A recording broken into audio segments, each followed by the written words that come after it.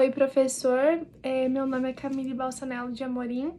Eu sou da turma do terceiro ano de Físio Noturno. Hoje eu vou falar sobre a ventilação pulmonar.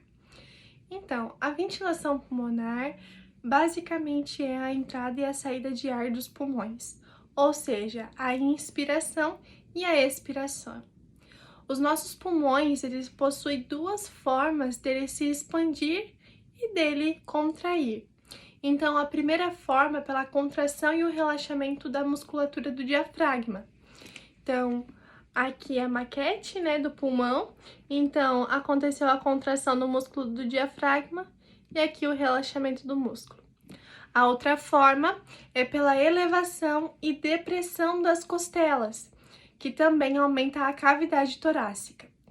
Quando a gente está fazendo uma respiração normal, que está sendo tranquila, a gente usa o primeiro método, que é a contração e o relaxamento da musculatura do diafragma. Então, como que acontece a entrada de ar para dentro dos pulmões?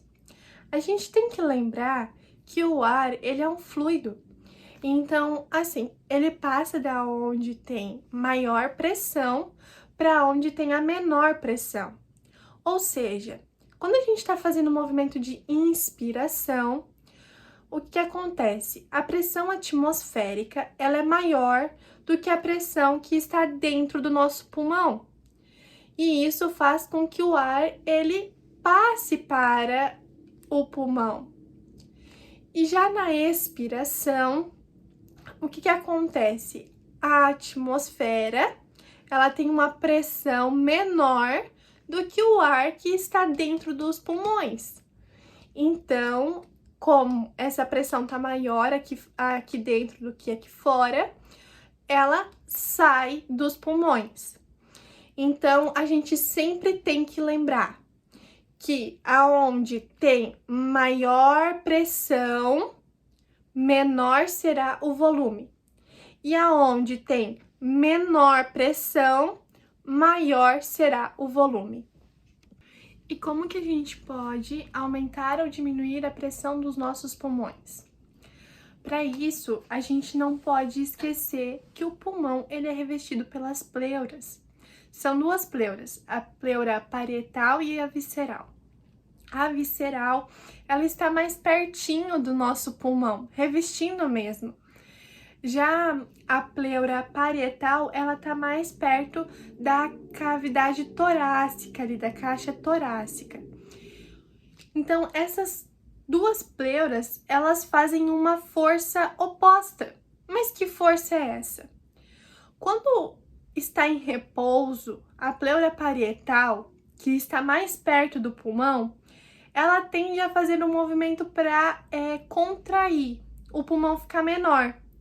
Já a pleura parietal, que está mais próxima à cavidade torácica, ela vai fazer um movimento de expansão da caixa. Então, vai ser duas forças opostas, gerando então a pressão negativa, que é a pressão intrapleural, que é de -4. Então, vale lembrar que quando a gente está numa respiração tranquila, a gente não utiliza os músculos expiratórios. Agora eu vou falar sobre volumes e capacidades. Os volumes, eles são divisões da capacidade pulmonar total. Ou seja, o que é a capacidade pulmonar total? É a quantidade de ar que fica no pulmão no final de uma inspiração máxima. A gente possui 4 volumes.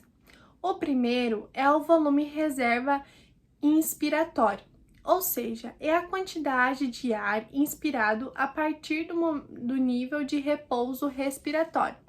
Isso corresponde a 3 litros.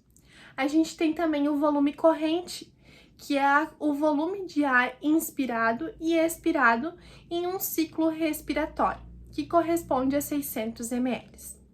Temos também o volume reserva expiratório, que é o máximo volume de ar inspirado e a partir do nível de repouso respiratório. e isso corresponde a 1,2 litros. Já o volume residual é o volume de ar que permanece nos pulmões após a expiração máxima. Ele corresponde a 1,2 litros. A capacidade, ela é a soma de todos os volumes pulmonares. Então, a capacidade pulmonar total, ela é o volume máximo que os pulmões podem alcançar com o maior esforço possível.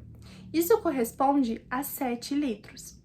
Já a capacidade vital, então a capacidade vital é a quantidade máxima de expiração e após uma inspiração máxima também, e daí depois também uma expiração máxima. Isso corresponde a 4,5 litros. Já a capacidade inspiratória é a quantidade de ar que pode ser inspirado a partir do volume pulmonar. Então, distendendo ao máximo os pulmões. Isso corresponde a 3,6 litros. Já a capacidade residual funcional, basicamente é a quantidade de ar que vai permanecer nos nossos pulmões no final da expiração normal. Isso corresponde a 2,4 litros. Então é esse o meu trabalho, professor, espero que goste. E eu vou mostrar mais um pouquinho sobre o pulmão que eu fiz, porque mostrei só rapidamente ali no início. Então ele ficou dessa forma, ele funcionou certinho, então aqui só para mostrar para o senhor. Muito obrigada.